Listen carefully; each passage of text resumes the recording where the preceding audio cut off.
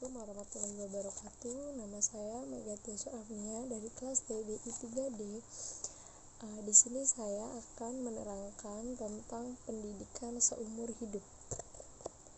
Pendidikan seumur hidup adalah sistem konsep-konsep pendidikan yang menerangkan keseluruhan peristiwa-peristiwa belajar mengajar yang berlangsung dalam keseluruhan kehidupan manusia.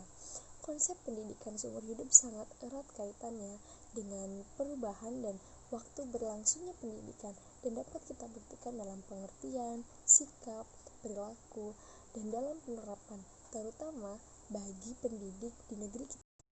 Konsep pendidikan seumur hidup pun ada dua, yaitu dasar teoritis dan dasar yuridis. Nah, dasar teoritis itu diajukan oleh filosof dan pendidik Amerika yang paling terkenal, yakni John Dewey. Kemudian dipopulerkan oleh Paul Langren melewati bukunya. Berdasarkan keterangan dari John Dewey, pendidikan tersebut menyatu dengan hidup.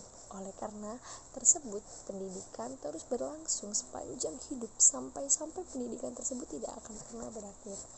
Nah, konsep pendidikan seumur hidup sebetulnya telah lama dipikirkan oleh para edukasi zaman dulu.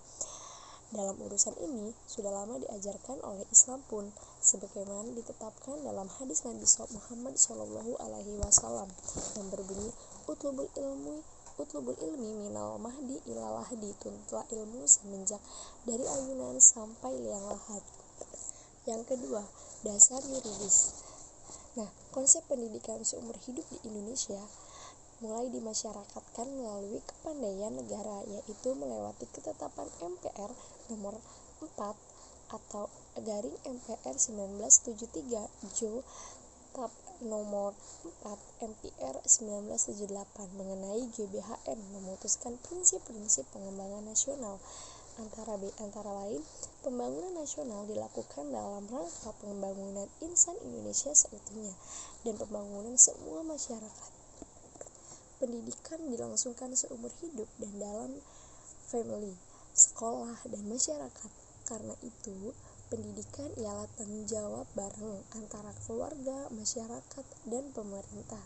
Dalam Undang-Undang Nomor 20 Tahun 2003 mengenai Sistem Edukasi Nasional pada Pasal 26 disebutkan bahwa edukasi non-formal diselenggarakan untuk warga masyarakat yang membutuhkan layanan edukasi yang bermanfaat sebagai pengganti, penambah, atau pelengkap edukasi formal dalam rangka menyokong pendidikan seumur hidup. Nah, dari dasar edukasi seumur hidup yang dilafalkan di atas, jelaslah bahwa proses edukasi dapat dilangsungkan selama insan masih hidup. Nah, setelah itu ada tujuan pendidikan seumur hidup. Nah, pendidikan seumur hidup dalam kenyataannya sebenarnya telah dilakukan oleh insan sejak keberadaannya di dunia ini dengan tidak diberi batas oleh ruang dan waktu. Pendidikan dilangsungkan dalam totalitas kehidupan manusia, laksana dalam keluarga, sekolah, organisasi, kerja, organisasi pemuda, membaca kitab atau koran, memperhatikan radio, menonton televisi, atau sebagainya. Nah, untuk tersebut tujuan edukasi seumur hidup adalah bagi mengembangkan potensi diri manusia yang cocok dengan harkat dan kodrat kemanusiaannya, mencakup semua unsur kehidupannya secara optimal. Nah, kedua, proses pendidikan dilangsungkan selama kehidupan insan seirama dengan perkembangannya atau pertumbuhannya yang mempunyai sifat dinamis yang tidak statis. Ketiga, dari pandangan itu, di atas menunjukkan bahwa jati diri yang dimaksud ialah ketika seseorang tersebut memperlihatkan sikap dan perilaku serta tindakannya yang tidak berlawanan dengan norma-norma agama, hukum negara, moral, ataupun adat istiadat. Hal ini bisa terbentuk saat semua unsur masyarakat dan negara mengembang proses edukasi yang menjurus pada tercapainya maksud tujuan tersebut.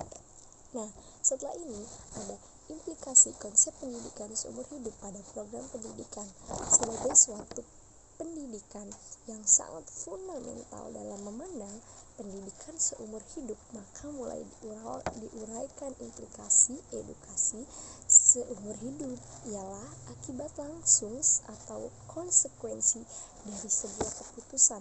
Segi implikasi edukasi seumur hidup ialah manusia seutuhnya sebagai subjek dasar atau sasaran edukasi dan proses di mana berlangsungnya edukasi itu. Nah, hal ini menyangkut eksistensi manusia sekitarnya, yaitu para buruh dan tani. Mereka dengan edukasi yang paling rendah atau bahkan tanpa edukasi sama sekali dan pada lazimnya masih hidup dalam keadaan tradisional sampai-sampai mereka memerlukan pendidikan dan kemampuan serta pemberian cara bertani yang baru supaya dapat menambah produktifnya demi untuk membentulkan taraf hidupnya. Yang kedua, golongan remaja yang terganggu sekolahnya. Remaja yang menganggur tidak dapat melanjutkan pendidikan akibatnya kurangnya bakat, minat, keterampilan ekonomi, atau yang lainnya. Nah, remaja dalam format ini mesti diserahkan pendidikan dan pelatihan